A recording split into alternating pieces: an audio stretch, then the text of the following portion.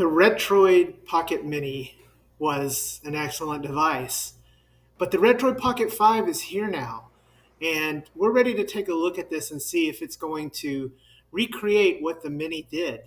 Will it have the same magic? Will it be as good? Will it be better?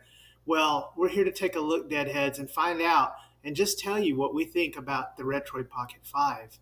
Let's look at this. Remember to hit that like button and subscribe, and let's get on this journey.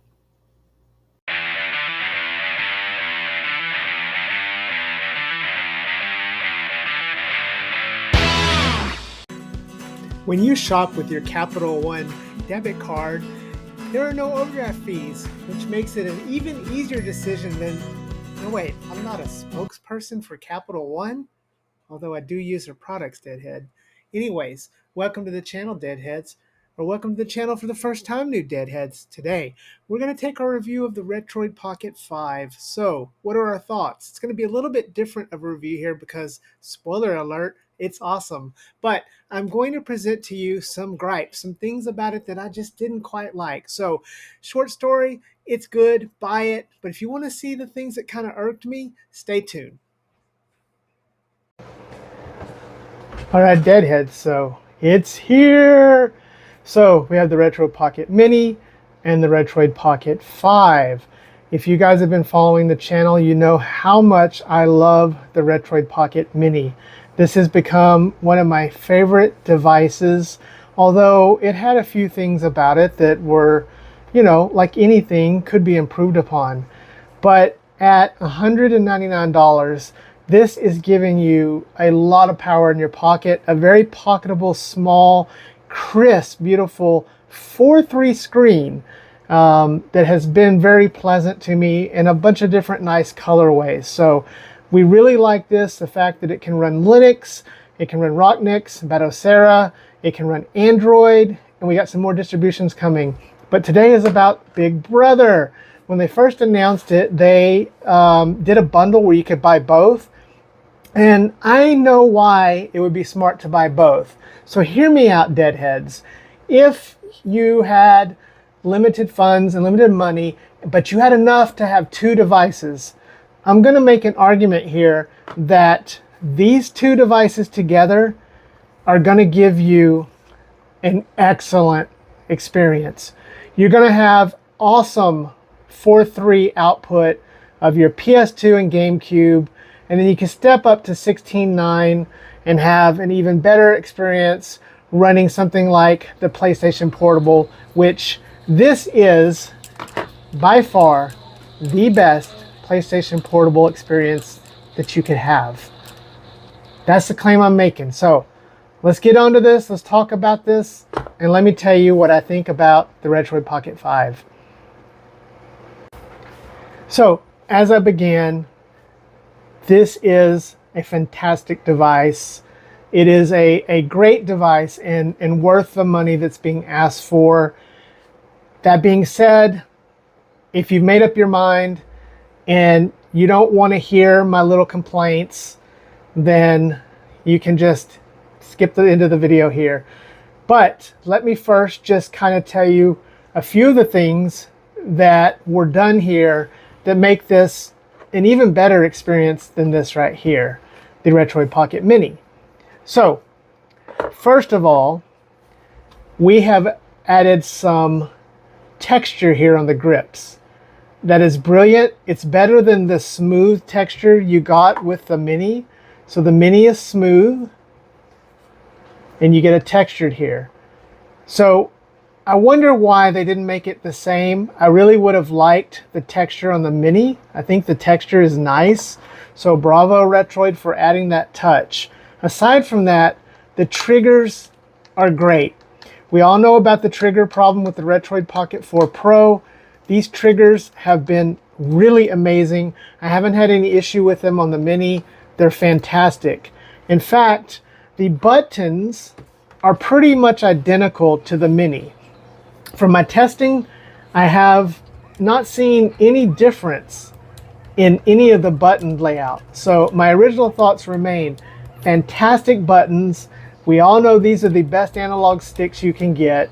And it's not real loud, If you hear that, the Mini's louder. So they have been able to dampen this a little bit, but aside from that, pretty much the same. Same button layout, again with the addition of that texture. The other addition is on the back. On the back here, on the BBL, the humps, we do have addition of grip here, and it's smooth back here. So again, Mini smooth everywhere, and we're getting texture on the back of the Retroid. Aside from that, it's really, really beautiful, really awesome. It's got a beautiful OLED screen. This is a 16:9 1080p OLED screen. And so that is the biggest difference here. So to sum this up, this is a great handheld with a superior customer service department that continues to show they care about you, the gamer. They're willing to fix their mistakes. They're willing to continue to support and make things better. So this is a buy, Deadheads. Now for the rest of the video, I'm going to go over and talk about some of the things that I really thought could have been done better. Things that I thought, you know, irked me a little bit. So let's get started with that. Hey Deadheads, thanks for watching the video. Sorry to interrupt, but I wanted to take a moment to talk about today's sponsor, AliExpress. We've got a huge Black Friday sale coming up, and you can get some awesome products like this, the GameSir Nova Lite. This amazing controller has a case. It comes with its own case for transporting it. It comes in a lot of cool colors, and it's going to be on sale for under $18. So make sure you look in my description for my special codes and hit the link. Also, you can get other amazing products like the R46S that we've reviewed on here. Anyways, stay tuned because the sale is coming soon. Now back to the video. Number one. Now again, you may completely disagree with me, but I feel like it was a step back. I know that the glass covering is controversial, but if you're going to do the glass covering and make it premium, make it premium. I feel like the addition of not covering it with glass right here on the buttons, it cheapens it. It is a seamless experience on the Mini. The buttons just rise out of the glass. It's seamless. It just fits in. It just seems to go perfectly. We have this, which to me is an eyesore. Now, granted, I know I'm going to get a lot of feedback that I'm crazy, but that's me, guys. It looks like a screen protector was put on top of it rather than it's part of the design. In fact, the color starts to change a little bit as well. Again, and I'm being super nitpicky here, I just prefer the full seamless glass experience. I just think that it looks better. It looks overall better without having that break in the seamlessness of it. So that's gripe number one. Gripe number two. This thing still is not going to play Switch and Wii U, and even though it has a lot of potential for future, it's not going to play those systems to the best of its ability. You're going to need to step up to the Odin or the iNeo to really get a full, better Switch experience. I would liken it to the T618, which could play PS2 games, it could play GameCube games, but you had to give up a lot and do a lot of tweaking. The reason I bring this up is because we just did the TJD80 with that beautiful high-res 4:3 screen, and let me tell you, Deadheads, I'm dying for this with a 4:3 screen. I would much rather have the 4:3 screen that we have in here at this size. It just would have been amazing, guys. And yes, I do understand that you may get more screen real estate if you're running in a 4:3 on here because of the physical size of the screen. But I don't like borders, guys. This is me. I don't like it. I'm telling you what irks me, or what things that I just don't like. So while I love throwing on PSP on here, and again, this is a beautiful, the best PSP experience that I think you can have. It's just fantastic as far as PlayStation Portable goes. GameCube and PS2, even though it's smaller, I just think it looks better on this. Even though it's a smaller screen, it just looks better. So that's the second gripe that I have with this. And the last and final gripe that I have with this is that we don't have any options for more internal storage. Yes, we do have an SD card.